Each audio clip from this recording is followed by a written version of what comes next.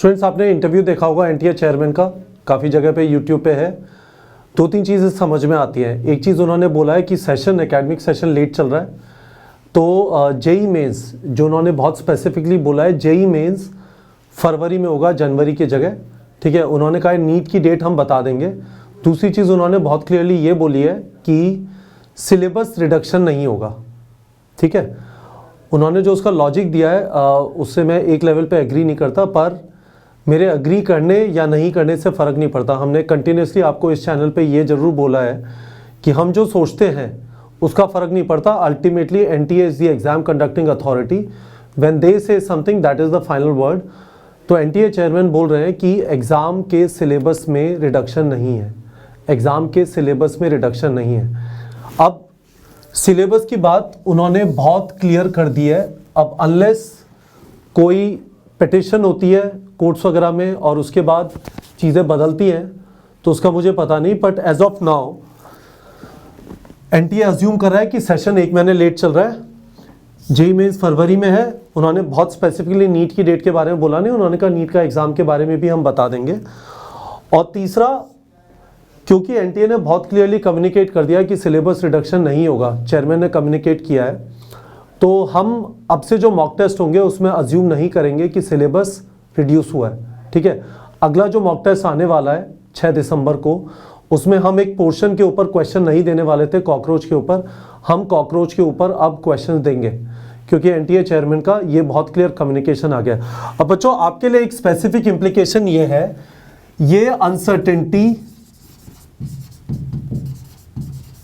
रहेगी। ठीक है, जो 2021 में जो एग्ज़ाम होने वाले हैं उनमें ये वाली अनसर्टेनिटी रहेगी जो अभी आप देख रहे हैं, है ना। और इन्फॉर्मेशन धीमे धीमे आएगी, थोड़ा लेट आएगी, ये सारी चीज़ें चलती रहेंगी। आपको अपने आप को ऑर्गेनाइज्ड और फोकस रखना है, आपको अपने आप को ऑर्गेनाइज और फोकस रखना है। यदि मुझे कोई रेलेवेंट इन्फॉर्मेशन दिखाई देती है जो एनटीए या कोई और अथॉरिटी कम्युनिकेट करिए, हम आपको यहाँ पे बता देंगे। पर ये पहली रियलिटी है कि अनसर्टेनिटी रहेगी। ठीक है, दूसरी रियलिटी ये है कि you have to remain focused, you have to remain focused. ठीक है, और फोकस रहने का सीधा सा हिसाब ये है, फोकस रहने का सीधा सा हिसाब ये है, आपको अपना टारगेट वही रखना है कि कंप्लीट सिलेबस बाय 30 मार्च। ठीक है, अपने 2 वीक माइक्रो टारगेट्स को पकड़े रखिए। आप 2-2 हफ्ते में जो टारगेट सेट करते हैं। और तीसरी चीज ये है, इस वाले इंटरव्यू से कहीं ना कहीं ये लगता है कि यदि वो एक्नॉलेज कर रहे हैं कि एकेडमिक सेशन एक महीने लेट चल रहा है, और शायद ये इस बेसिस पे भी आ रहा है कि वो एकेडमिक सेशन को इस बेसिस पे बताते हैं कि बोर्ड एग्जाम कब कंडक्ट होंगे। यदि बोर्ड एग्जाम की डेट जरा सी भी इधर उधर होती है तो उसका नीट एग्जाम पे भी असर पड़ेगा। तो आपको ये समझ लेना है, it is not too late, आपको टाइम मिलने वाला है पढ़ने के लिए, आपको टाइम मिलने वाला है। तो जब आप सिलेबस कंप्लीशन कर रहे हैं, जब आप सिलेबस कंप्लीशन कर रहे हैं तो जल्दबाजी मत करिए। आप वीडियो देखते हुए नोट्स लिया, एनसीईआरटी का रीडिंग किया, और उसके बाद जो मैं बार बार बोलता हूँ, फिजिक्स केमिस्ट्री के 100 क्वेश्चन और बायो के 200 क्वेश्चन। आपके पास टाइम है।